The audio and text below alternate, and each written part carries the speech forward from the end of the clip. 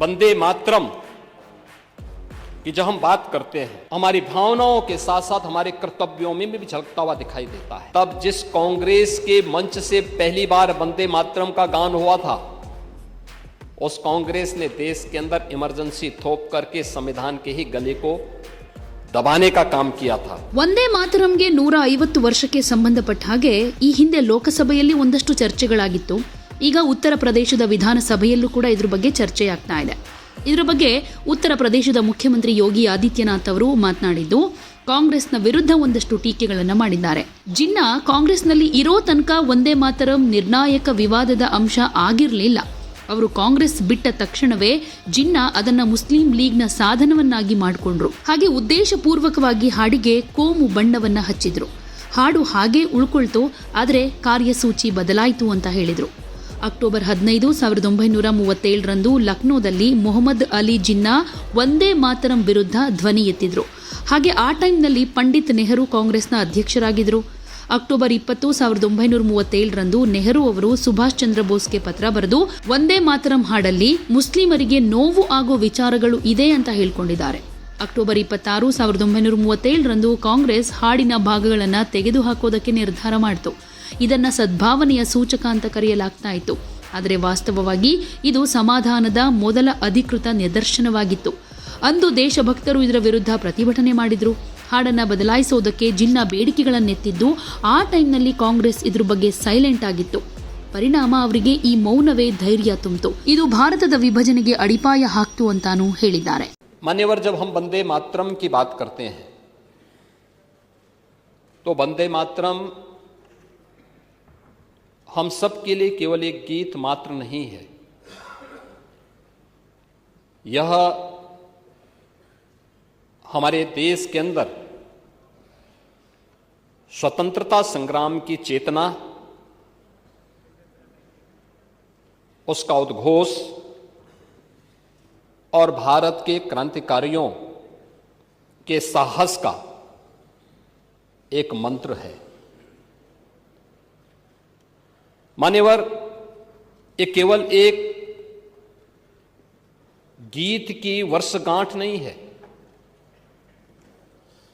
अपितु तो भारत माता के प्रति हमारे राष्ट्रीय कर्तव्य, सम्मान और सांस्कृतिक चेतना के पुनर्स्थापना का एक ऐतिहासिक अवसर भी हम सबके सामने है. वंदे मातरम का सम्मान न केवल एक भावनात्मक अभिव्यक्ति है, अपितु तो हमारा अपने संवैधानिक मूल्यों के प्रति राष्ट्रीय कर्तव्यों का बोध भी हम सबको कराता है. यह राष्ट्र की आत्मा, संघर्ष और संकल्प का भी प्रतीक है. महोदय, जब वंदे मातरम अपनी रजत जयंती मना रहा था, तब देश में ब्रिटिश हुकूमत थी.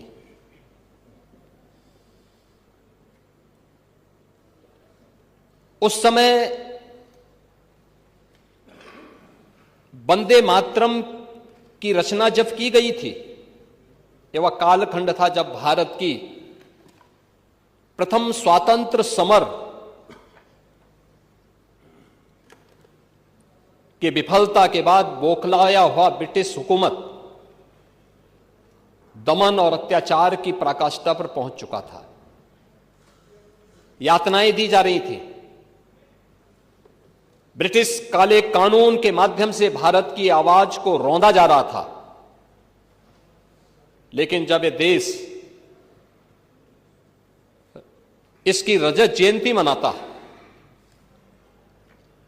तब भी देश के अंदर ब्रिटिश हुकूमत थी. उस समय इस चेतना को आगे बढ़ाने का वक्त हमारे सामने आता और उस समय देश की आजादी के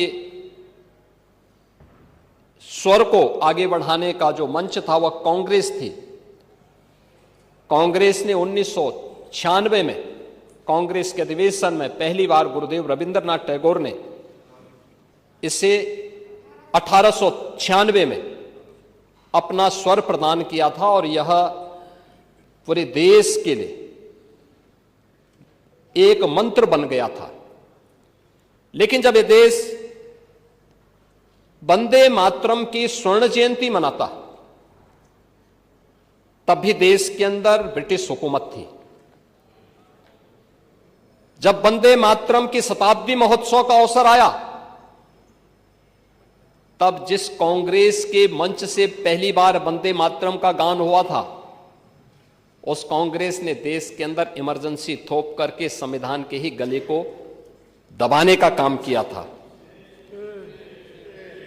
आज 150 वर्ष जब वंदे मातरम के पूरे हो रहे हैं तब हम आभारी हैं प्रधानमंत्री मोदी जी के, जिनके नेतृत्व में आज पूरी दुनिया के अंदर भारत पूरे आत्मविश्वास के साथ